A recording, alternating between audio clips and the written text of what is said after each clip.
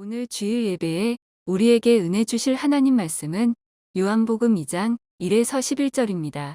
이제 하나님의 말씀을 대독하겠습니다. 하나님의 말씀을 경청하시기 바랍니다.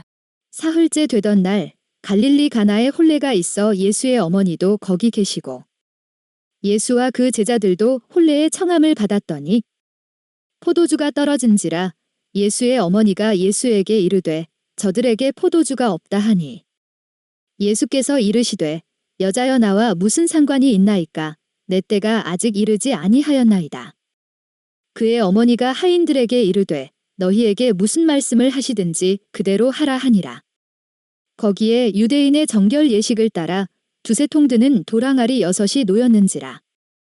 예수께서 그들에게 이르시되 항아리에 물을 채우라 하신즉 아기까지 채우니 이제는 떠서 연회장에게 갖다 주라 하심에 갖다 주었더니 연회장은 물로 된 포도주를 맛보고도 어디서 났는지 알지 못하되 물 떠온 하인들은 알더라.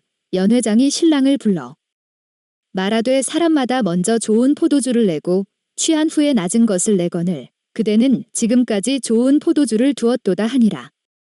예수께서 이 첫 표적을 갈릴리 가나에서 행하여 그의 영광을 나타내심에 제자들이 그를 믿으니라.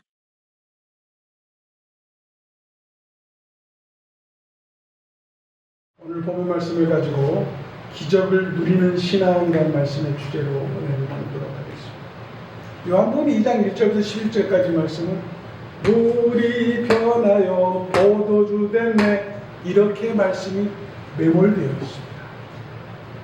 요한복음 2장 1절 말씀은 예수님의 첫 번째 기적이고 그 첫 번째 기적이 상상할 수 없는 물이 포도주 되어지는 기적이 나타나는 이런 말씀으로 되어 있고 이 말씀을 통해서 믿음을 가지고 순종하면 기적이 일어난다는 주제로 많은 설교들이 되고 있습니다.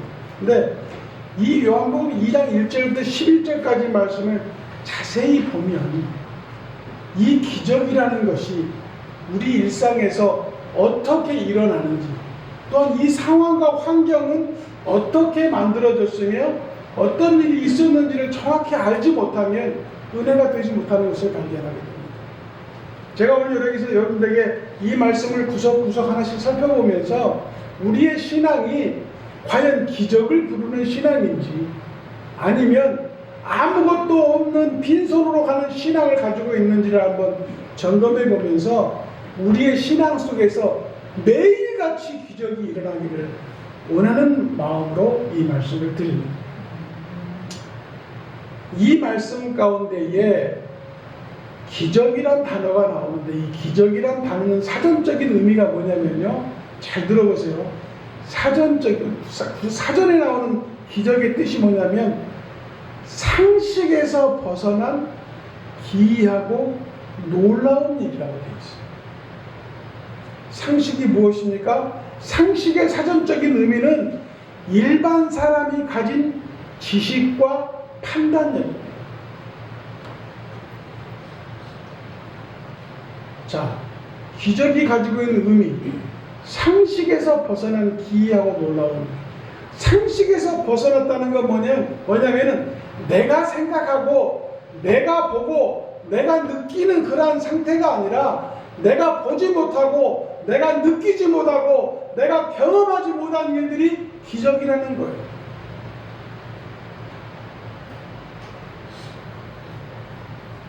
일반적으로 가진 모든 사람들의 똑같은 지식이나 똑같은 판단력은 기적일 수가 없습니다.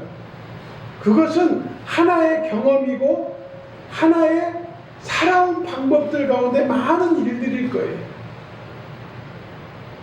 오늘 여기서 말하는 기적을 누리는 신앙, 이 누린다는 것은 뭐냐면 이 누리다의 사전적 의미로 보니까 이렇게 써져 있더라고요. 마음껏 즐기고 맛보는 것이라고 했어요. 누리는 것이.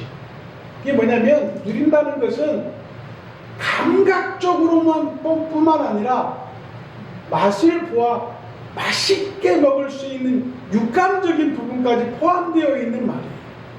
다시 말해서 뭔가 기적을 바라는 우리의 신앙은 뭐냐면 내가 진짜 원하는 안 좋은 일이 좋은 일로 변하고 아픈 것들이 나아지고 고침받는 게 기적이 아니라는 거예요. 사랑하는 성도 여러분, 오늘 본문 말씀 가운데에 가나의 혼인잔치가 있는데 이 혼인잔치에는 분명히 예수 그리스도의 어머니, 육신의 어머니신 마리아의 친척이었던 것으로 되어 있습니다. 그래서 그 예수님의 어머니가 초청받으니까 그 예수님의 마리아의 아들인 예수님이 따라가게 되었고 그 예수님의 제자들까지 동반되어지는 이렇게 일이 되었다고 성경에 기록되어 있는데 마침 포도주가 떨어진 가운데에 이 배경과 환경을 잘 보세요. 마리아가 예수님께 말합니다. 아들아, 포도주가 떨어졌네. 이때 예수님의 첫 말이 뭐였습니까? 여자야.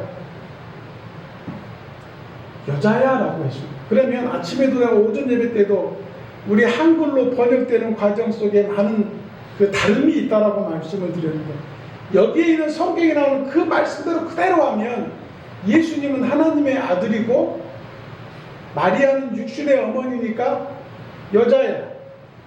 그게 나와 무슨 상관이 있나이까라고 하는 말 자체로서는 하나님의 아들 예수 그리스도께서 육신의 어머니를 무시하는 것처럼 들리잖아요. 세상 말로 하면 이거예요. 아줌마, 그게 나하고 무슨 상관이 이렇게 얘기하는 거하고 같은 얘기인 거예요. 그러나 헬라어 원문에 들어가니까 이 여자야 하는 말이 뭐냐? 귀나이라는 헬라어로 되어 있어요. 귀나이 이게 뭐냐면은 여자를 존칭할 수 있는 가장 큰 극존칭이었어요. 다시 말해서 여자 황제를 부르는 말과 같은 뜻으로 되어 있어요. 귀나이가. 그러면 이 말을 실질적으로 우리가 접하지 못하게 되면 뭐냐면 버르장머리 없는 예수님이 할 수 없이 어머니의 소원을 들어준 일로 변질되어지는 기적이 되는 것입니다. 사랑하는 성도 여러분, 우리 속에서 우리가 기적을 바라는 마음을 가지고 산다는 것은 신앙인으로서 당연한 겁니다. 왜냐하면 내가 예수님 믿음으로 말미암아 죽을 수밖에 없는 영혼에서 생명이 있는 영혼이에요.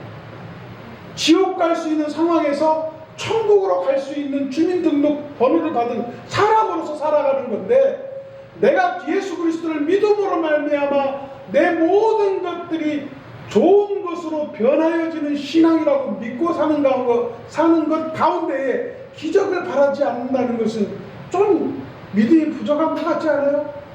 오늘 예수님께서 말씀하시는 이 가운데에 마리아를 통하여 우리에게 말씀하시는 게 뭐냐면 단순하게 여자야 이게 나와 무슨 상관이 있습니까? 라고 하는 이 말 자체로만 봐서는 버르장머리 없는 예수님이 그냥 육신의 어머니인 마리아의 소원을 들어준 일밖에 되지 않는 것처럼 해석될 수 있다는 거예요. 그러나 이 말씀 가운데에 무엇을 얘기하냐면 여기에서도 이 일이 나와 무슨 상관이 있습니까? 이 말이 어떻게 해석이 되어야 옳으냐면요. 어머니, 당신이 나에게 이 일을 하라고 부탁할 수 있는 권세가 있으세요? 이 말을 이렇게 해달라고 하는 명령을 저한테 내리실 수 있으세요? 라고 하는 얘기예요. 그리고 나서 그 후에 하신 말씀이 아직 내 때가 이르지 않았다고 하는 말씀을 통하여 자기의 하나님의 일의 시작이 아직 되지 않았음을 얘기하면서 하나님의 능력과 하나님의 은혜와 사랑을 강구하기 위한 준비를 해야 된다는 상황을 말씀하시는 겁니다.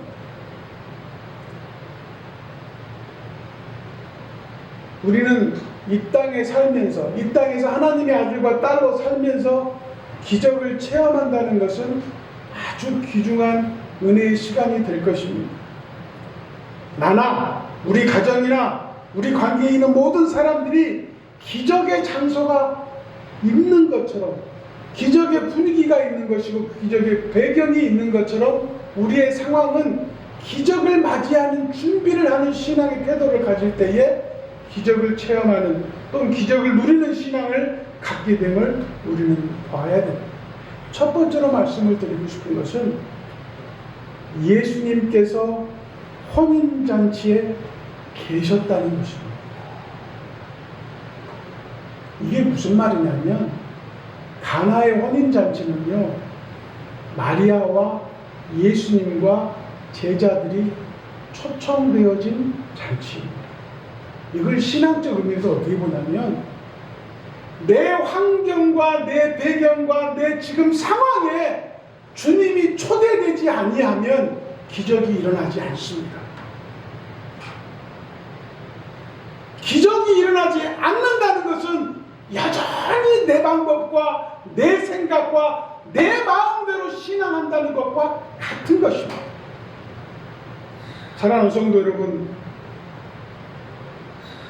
여러분의 모든 상황 속에 이 말을 더 나누어 얘기하면 모든 날들 가운데, 모든 시간 가운데, 모든 분과 초단위로 주님이 초청되어 주시기를 주의 이름으로 부탁을 드립니다. 그럴 때 기적은 일어납니다. 그럴 때 하나님의 은혜가 임재합니다. 그럴 때 하나님의 뜻이 나를 통하여 이루어지는 것입니다. 다 같이 성경 말씀 읽어보겠습니다. 시편 51편 10절과 11절 말씀입니다. 시작. 하나님이여 내 속에 정한 마음을 창조하시고 내 안에 정직한 영을 새롭게 하소서. 나를 주 앞에서 쫓아내지 마시며 주의 성신을 내게서 거두지 마소서. 우리 신앙이 이렇게 돼요. 제가 설교 때마다 늘 말씀을 드리지만 내가 하나님 필요할 때 끌어들이고 내가 하나님 필요 없을 때 저 멀리 두는 게 우리 신앙이 아니고 늘 우리 주님께서 나와 동행하시고 내 모든 환경과 배경과 영역 가운데 주님이 나와 동행하실 때에 기적이 일어남을 깨달으시기를 주의 이름으로 부탁을 드립니다. 그 주님께서 우리를 어떻게 사랑하셨느냐, 요한복음 14장 16절부터 18절까지 말씀을 같이 읽겠습니다. 시작. 내가 아버지께 구하겠으니 그가 또 다른 보혜사를 너희에게 주사 영원토록 너희와 함께 있게 하시리라. 이는 진리의 영이라 세상은 능히 저를 받지 못하나니 이는 저를 보지도 못하고 알지도 못합니다. 그러나 너희는 저를 알아니 저는 너희와 함께 거하며 또 너희 속에 계셨습니다. 내가 너희를 원하시 버리지 아니하고 너희에게로 오리라. 이게 하나님의 긍휼하신 은혜입니다. 우리를 그냥 두시지 아니하고 어떻게까지 표현하셨습니까? 고아처럼 너희를 버려두지 않겠다. 내가 하나님 우편에 올라가지만 나를 대신할 보혜사 성령님을 너희에게 보내줄 것이니 그가 너희와 동행할 것이나 세상 사람들은 알지 못할 것이라고 말씀하시면서 보혜사 성령님을 우리에게 보내주시고 우리와 늘 동행하게 하시는 놀라운 축복을 주셨습니다. 사랑하는 성도 여러분, 주님 어디를 가든지 그 누구를 만나든지 무엇을 하든지 저와 함께 하시고 저와 동행해 주십시오라는 이 고백이 주님을 나에게로 초청하는 것과 같은 것입니다. 아무것도 없는 나를 주님만 초청하였는데 빈 항아리 6개가 물로 채워져 있을 뿐인데 그게 가나의 혼인잔치에 꼭 필요했던 포도주로 변하는 역사, 이게 기적인데 이 기적은 주님을 초청한 결과임을 깨달으시기를 주의 이름으로 부탁을 드립니다. 두 번째로 말씀을 드리고 싶은 것은 간구를 통하여 기적이 나타났다는 것입니다. 혼인잔치 집에 포도주가 떨어졌습니다. 이는 낭패고 수치고 당황함이고 아주 몹쓸 분위기로 만들어버리는 상황이 되었을 것입니다. 없다는 것은 슬픔이고 고통이 따릅니다. 그런데 예수 그리스도께서 어머니의 부탁을 받음과 동시에 이 일들이 일어나는 과정을 살펴보면 이건 사람이 생각할 수 없는 상식, 즉 인간의 범주를 넘어선 기이하고 놀라운 일들이 벌어지는데 한 번에 이루어지지 않으면 우리가 예수님은 어머니의 부탁을 듣고 여자야 이게 나와 무슨 상관이냐 라고 거부하시는 것처럼 보였으나 그 거부의 행위가 인간이었던 마리아가 또한 그 거부를 어떻게 하나님께 간구하였느냐. 종들을 불러 예수님이 하시는 어떤 말이든지 듣게 하였습니다. 근데 이 듣게 함의 역할이 어떻게 되었냐면 성경 한글로 되어 있는 이 말씀으로 보면 자, 제자들이 함께 있고 예수님이 있는 상태에서 예수님이 예수, 내 아들 예수야, 포도주가 떨어졌다.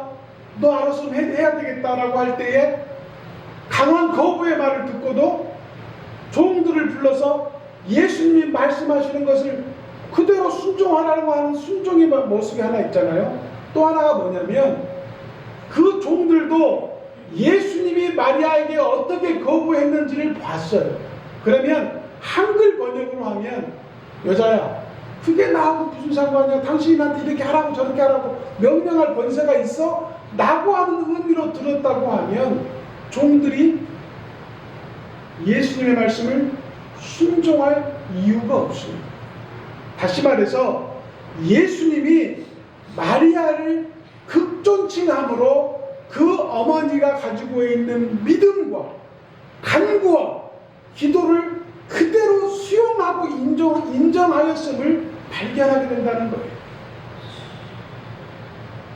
예수님이 시키는 대로 해주세요 이 말을 예수님이 그대로 수용했다는 거예요. 그리고 나서 그들에게 행위를 명령할 때에 6 항아리에 물을 채울 것을 명령하였고 그 명령이 하달된 종들의 행위가 그 항아리의 물높이를 스스로 결정한 게 아니라 그들이 할 수 있는 최선의 것, 즉 물 항아리의 아기까지 가득 6 항아리를 채우고 나서의 기적이 이루어짐을 우리는 봅니다. 사랑하는 성도 여러분, 여기에서 우리가 볼 수 있는 게 뭐냐면 내 기도가 옳았다라가 아니에요. 내 간구가 하나님이 들으셨다라는 거예요. 내가 기도를 하는 것이 내 방법이 옳았다가 아니라 하나님은 그 기도마저도 받으시고 그대로 시행할 것을 약속하신다는 사실을 깨달으시기를 주의 이름으로 부탁을 드립니다. 우리의 신앙은요, 내 마음대로 내 방법대로 하는 신앙이 더 많지만 그것마저도 하나님이 사랑하시어 내가 떠나지만 내가 너에게 보혜사 성령을 보내시는 것처럼 네 기도가 틀렸지만 네가 원하는 것이 무엇인지를 알므로 말미암아 내가 너를 돕겠다는 그 의지는 그 기도가 물 항아리를 채우는 기적의 순결함과 순종을 우리가 볼 수 있다는 것입니다. 사랑하는 성도 여러분, 어떻습니까? 우리의 부족함과 연약함과 낙심이 하나님께 전달되면 하나님은 그대로 우리를 버려두십니까? 분명히 말씀하십니다. 내가 너희를 고아처럼 버려두지 않겠다. 내가 너희를 끝까지 책임지며 내가 너희를 통하여 하나님이 너에게 주시는 기적과 은혜를 맛보게 하겠다는 그 모든 행위가 오늘 가나의 혼인잔치 속에 나타나 있는 것입니다. 베드로전서 5장 7절 말씀을 같이 읽겠습니다. 베드로전서 5장 7절 시작. 너희 염려를 다 주께 맡겨버리라. 이는 저가 너희를 권고하십니다. 여기에서 이 베드로전서 5장 7절 말씀을 이렇게 한번 읽어보세요. 너희 기도를 다 주께 맡겨버리라. 이는 저가 너희를 권고하시니라. 너희의 기도를 통하여 네가 지금 염려하는 거, 걱정하는 거, 아픈 거, 정말 안 좋은 것들을 다 맡겨버려라. 하나님이 너희가 생각하는 모든 것을 바꾸어 놓으시고 역전시켜 주시라는 이 말씀이 아니라 이 말씀 속에 너희의 염려를 맡기라고 했어요. 이 염려라는 게 뭐예요? 기도보다 더 많이 필요로 하는 우리의 고민입니다. 사실 이 염려는 우리의 기도의 횟수보다 더 많은 것들로 우리를 생각하게 하는 것들입니다. 솔직히 기도가 많아요? 내가 걱정하는 게 더 많아요? 걱정하는 게 더 많잖아요. 내가 힘든 게 더 많아요? 내가 무릎 꿇고 기도하는 힘듦이 더 많아요. 내가 걱정하고 고통스러워하는 그런 일들이 더 많잖아요. 그게 무슨 말이냐면 한 개의 항아리 채우는 것도 어려워하는 우리의 신앙이 6개 항아리에 물을 가득 채우는 신앙을 소유하지 못했기 때문에 기적이 일어나지 않는다는 겁니다. 너희의 염려를 맡길 뿐만 아니라 너희의 기도도 맡기고 너희의 걱정도 맡기고 너희의 안 좋은 것조차 네 입에서 뱉어내기 힘든 말조차도 나에게 맡겨라. 이렇게 주님은 말씀하신다니까요.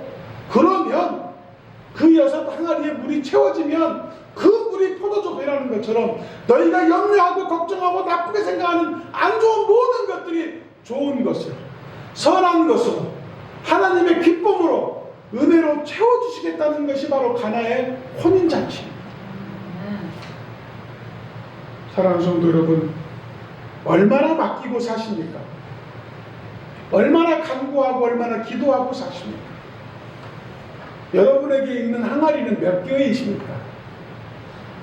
하나밖에 없는 항아리도 채우기 힘들어서 아둥바둥 신앙한다면 우리에게는 기적이 있을 수 없습니다. 어떤 사람에게는 6개 항아리가 있을 것이고 어떤 사람은 100개의 항아리가 있을 수도 있어요. 그 항아리가 다 채워지기 전까지는 하나님의 국민하신 기적을 만날 수 없습니다. 다시 말해서 우리의 신앙은요, 완벽하게 주님 앞에 맡겨지고 그 일들이 완벽하게 수행되어지는 날 하나님의 기적을 만나게 됨을 가나의 혼인잔치에서 만나게 됩니다. 예레미야 33장 2절과 3절 말씀을 같이 한번 읽어보겠습니다. 시작. 이를 행하시는 여호와, 그것을 지어 성취하는 여호와, 그 이름을 여호와라 하는 자가 이같이 이르노라. 너는 내게 부르짖으라. 내가 응답하겠고 내가 알지 못한 크고 비밀한 일을 내게 보이리라. 이게 기적입니다. 그런데 어떻게 하라고 했어요? 일을 행하는 여호와, 그것을 지어 성취하는 여호와, 그 이름을 여호와라 하는 자가 이같이 이르노라. 하나님께서 스스로 그렇게 말씀하시는 거예요. 너희가 이루지 못하는 것들, 너희가 힘들어하는 것들, 너희가 괴로워하는 것들, 너희가 정말 고단 가운데 있다고 생각하는 모든 것들을 하나님께 맡기면 성취되게 하시는 그분을 여호와라고 부르는 그 여호와께서 너희에게 비밀을 알려주고 또한 크고 비밀한 것을 너희에게 보이리라고 말씀을 하고 있습니다. 가나의 혼인잔치를 보세요. 결혼식입니다. 모든 친족들이 모여서 박수를 치고 신부가 이쁘네, 오늘 신랑이 멋있게 생겼네, 아주 잔치를 잘하고 있네, 모두 잔치의 분위기에서 빠져있는 상황 가운데에 갑자기 포도주가 떨어졌습니다. 만약에 그 가나의 혼인잔치에 예수님이 계시지 않았던 것을 생각해 보십시오. 포도주가 떨어짐으로 말미암아 잔치는 끝나버립니다. 잔치가 끝남으로 말미암아 모든 초대된 사람들은 즐거운 마음으로 돌아가는 게 아니라 잘 대접받지 못한 불편한 마음으로 돌아가게 되어 있습니다. 우리가 생각하고 있는 모든 그런 상식은 그대로 다 이루어진 상황이에요. 결혼을 올렸던 두 남녀는 심히 괴롭고 불편한 마음으로 신혼 첫날 밤을 보낼 수도 있습니다. 왜냐하면 그 안에 예수 그리스도께서 안 계셨기 때문입니다. 우리의 상황이 이렇게 되어 있는 거예요. 하나님의 은혜와 하나님의 사랑과 하나님의 기적을 체험하지 못하면 주님이 내 환경 가운데 초대받지 못했기 때문입니다. 이러한 상황 가운데 인간적인 상식에서 벌어지는 모든 상황이 마리아의 간구를 통하여 또한 그 간구를 그대로 수용했던 예수 그리스도의 긍휼하신 은혜로 말미암아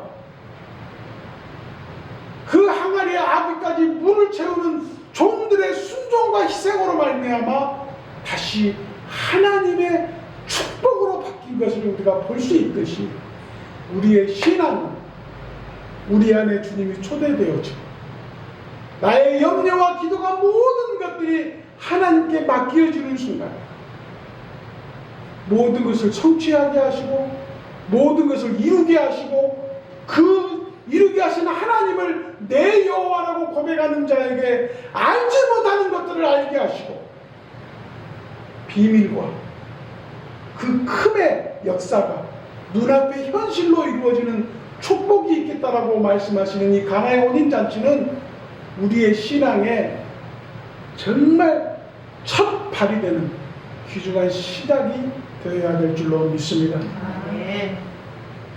사랑하는 성도 여러분, 우리는 부족한 것만 생각합니다. 나에게 없는 것만 생각합니다. 나에게 약한 것만 생각합니다. 왜? 이처럼 우리에게 강하신 하나님을 놔두고 왜 우리는 약해지는 걸까요? 이처럼 풍부하시고 풍족하신 하나님을 놔두고 왜 우리는 항상 부족하다고 생각할까요? 이처럼 은혜가 많으시고 사랑이 많으신 하나님을 놔두고 왜 우리는 간구하지 못하고 있습니까?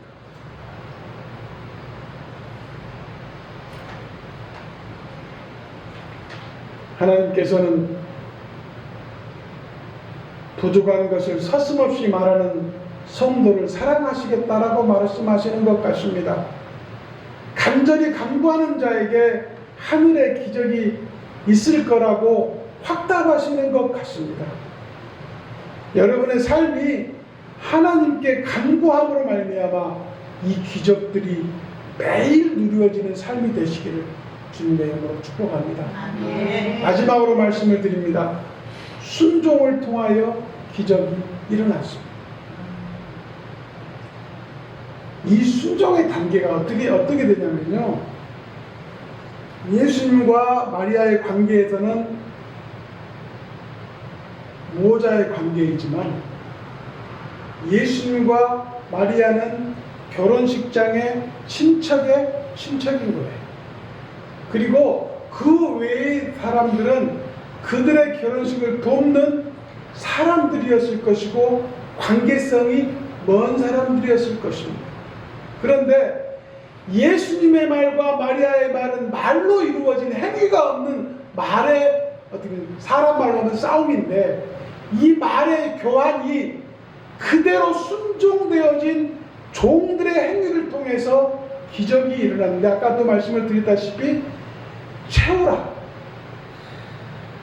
이 채우라의 한도는 명령자의 수위가 분명히 나누어져 있는 거예요. 어디까지 채우라.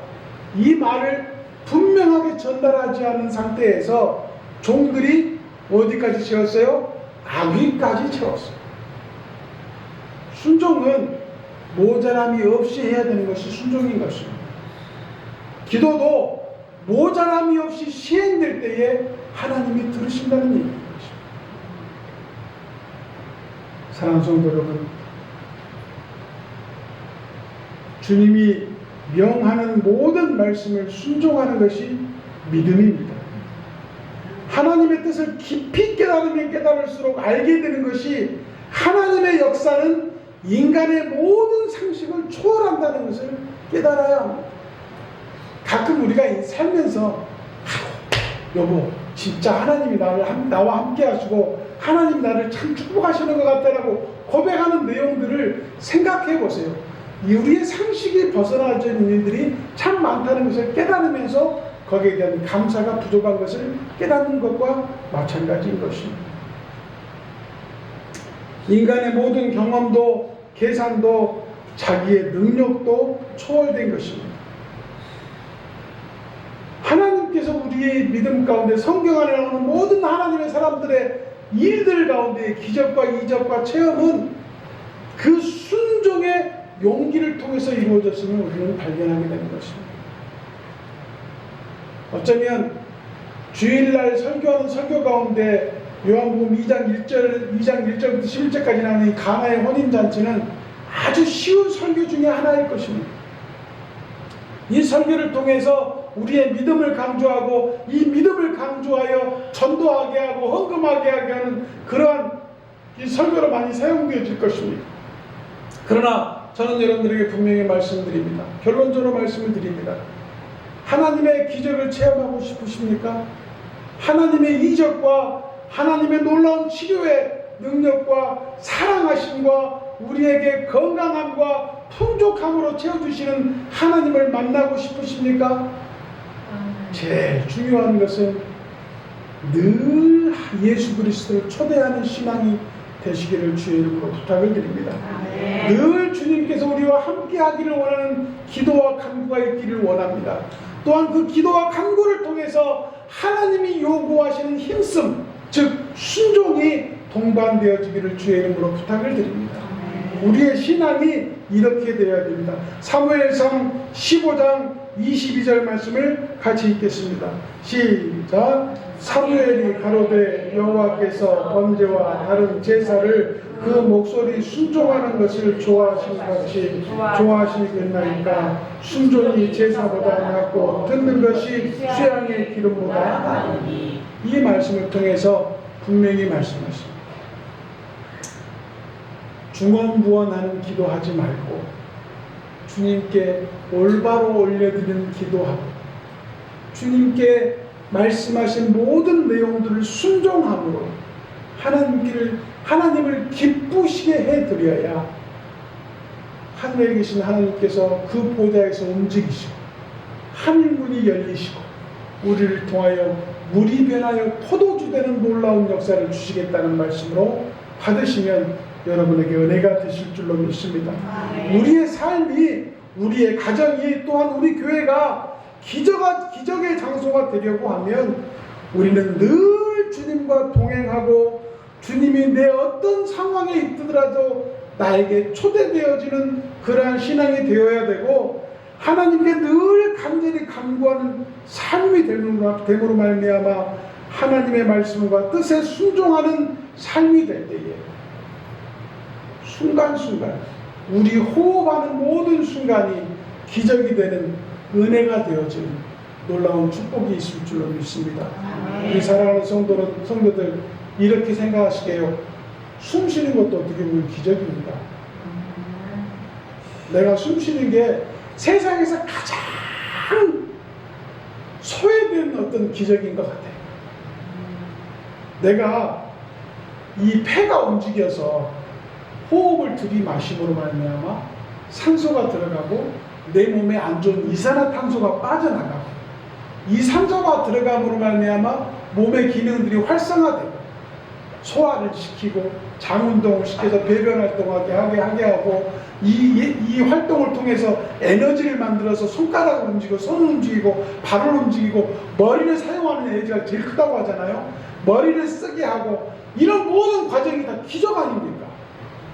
하나님이 함께 하지 아니하시면 언젠가는 손가락이 안 움직여서 구부러져 평생 안 펴질 때도 있을 것이고 팔이 잘못돼서 팔을 못 쓰는 상황이 됐으면 이게 다 기적인 거예요. 이렇게 모든 숨쉬는 건 하나도 하나님의 기적인데 거기에 대한 감사가 우리가 없는 거예요. 우리의 신앙이 우리 속에 있는 믿음의 항아리가 늘 기도, 순종으로 주님을 초대함으로 그 아기까지 찾은 믿음의 넘실거림으로 말미암아 늘 기적을 체험하시는 일상 되시기를 예수님의 이름으로 축복합니다.